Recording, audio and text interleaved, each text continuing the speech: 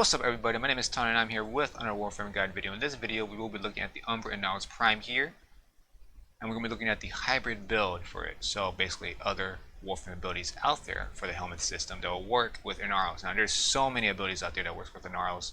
Heals, damage buffs, you name it. CC maybe if you guys feel like doing CC. Because Inaros is all about being tanky. He already has all that he needs to be a god, and he is already a god to be honest. Because he is a true melee Warframe user here. So when it comes to Inaros, obviously I will narrow down the top threes in each category, which is armor, damage buff, and other stuff out there. So let's take a look at the build before we even get into that. So I have the first build here, and this is the melee oriented build here. So we got Arcane Fury with the Gladiator mod set, Eternal War, and Saxum Carapace here. Now the Eternal War obviously comes with the Valkyr's Warcry, and at that 83% armor increase, that's not that bad.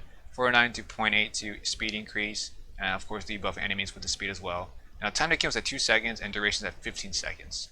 So with that, obviously if you guys kill a lot with melee weapon, Eternal War with 2 seconds increase ain't that big of a deal. You should nail around 20 to 30 seconds if you guys kill a lot. That's enough, plenty of time to do what you guys got to do. And you can always recast it because it's pretty cheap, and you don't even use that much energy at all unless you guys use Devour and Desiccation, which I never use at all. Yeah, truth be told, I never use these guys at all. So when it comes to that, you know, straight up, Warcry I think fits really well with Inaros. But if you guys don't use melee weapon, well, I got a second build for you guys. Alright, so here is the second build, and this one utilized mostly on the armor or the tankiness of Inaros. So you guys can use your guns, you guys can use your melee if you guys want, you guys use whatever you guys want. But when it comes to the power drift though, I highly recommend you guys replace this with a different mod. Obviously I can't because of, well, polarity issues here, so you guys can see that.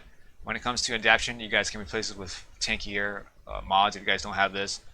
And when it comes to blind rage, you guys can replace this with energy conversion, or not energy conversion, health conversion, or anything else, or anything better, you know, when it comes to this. Prime Continuity if you guys want, it doesn't matter. Blind rage, but if you guys do have to replace blind rage, then you guys will not get these stats on the Warcry, which is basically armor increase at 140%, speed increase at 84%, and speed decrease is already capped at 75%. So basically, you guys can pretty much be tanky, be able to attack really fast with 84%, and you know what? I think this also fits well with Warcry with this build. So when it comes to that, obviously you guys can use whatever one of these builds you guys want, but I do have a third build, and that is not a hybrid, but it does use a Helminth ability, and that is the Sandstorm build here, and that allows you to use Empower of course, but when it comes to it, it's made for fun, not made for Steel Path, maybe for Steel Path, but you will get shot like 2 to 3 times and you're down already. But you know what, when it comes to this, I would say this is pretty fun to use. I mostly use this build on the Void Raider from Borrow. That's a secret mission. If you guys play that mission before, it's pretty much a pain to kill everything with melee or guns and stuff like that. So I think the Sandstorm build here would fit that mission itself and kill things pretty quickly. If you guys don't know how to get that mission, you just got to talk to Borrow with Inaros Prime, and you'll find a unique item in the shop. Buy it, and you can only run that mission once. If you guys fail it though, you guys can run it again.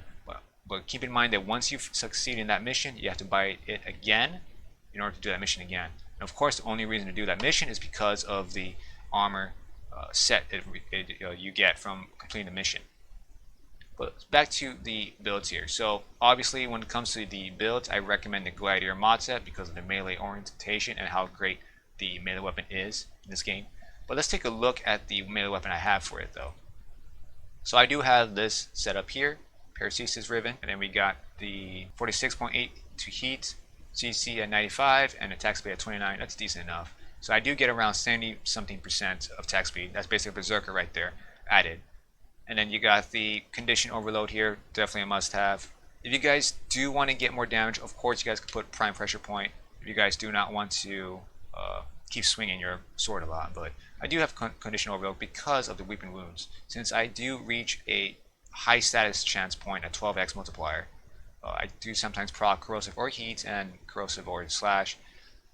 When it comes to that, you know, I think Condition Overload helps a lot. Ensures that I kill something in like the third or the fourth hit or second hit basically. So that's really good for Condition Overload. So when you guys do use Warcry, you guys do not have to use Paracesis. You guys can use whatever melee weapons you guys want. But aside from that, let's take a look at other abilities out there for Inaros that would work. So going over the top healing abilities out there, let's look at the Nourish, of course. Now usually Nourish does work in, let's say, Chroma or any other abilities out there, maybe Saren as well because of the Toxic Lash. But Nourish not only does heal you, but it also gives you that toxin damage. And the toxin damage is basically like an additional mod, so it basically competes with Shock Trooper or the Smiting Fusion.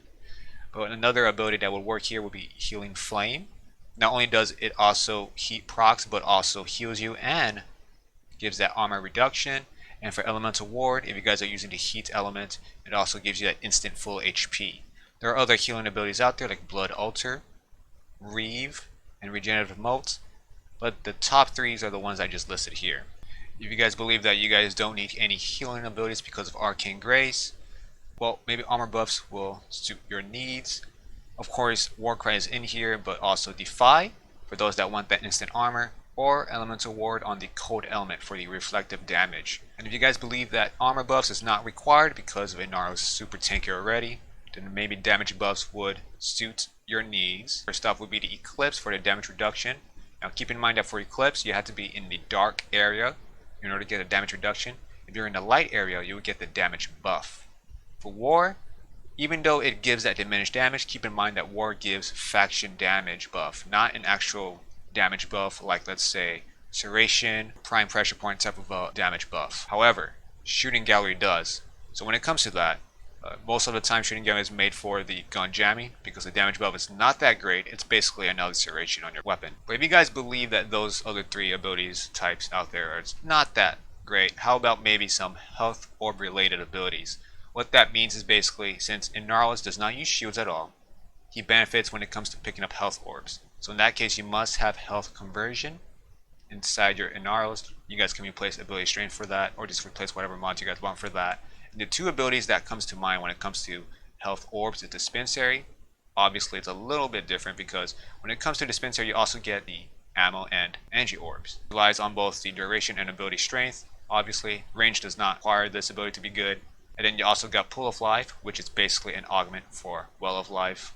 And this gives 4 health orbs and energy orb on an enemy death, but the energy orb is 25% I believe, or 50, around there. These type of abilities are not that great on Inaros, but it might be interesting to use on Inaros. And that is it for this video. There's so many abilities out there. Obviously Breach Surge is probably another one, or other CC abilities out there like Larva. I'm just listing out the abilities that actually comes to mind that I think that fits pretty well with Inaros. If you guys like this video, subscribe to support my channel. Hopefully this video helps you guys a little bit on Inaros. It's not that hard to make in a hybrid ability for this Inaros Warframe here, but these are just ideas for you guys. Thank you guys for watching. Until next time, you guys, peace out.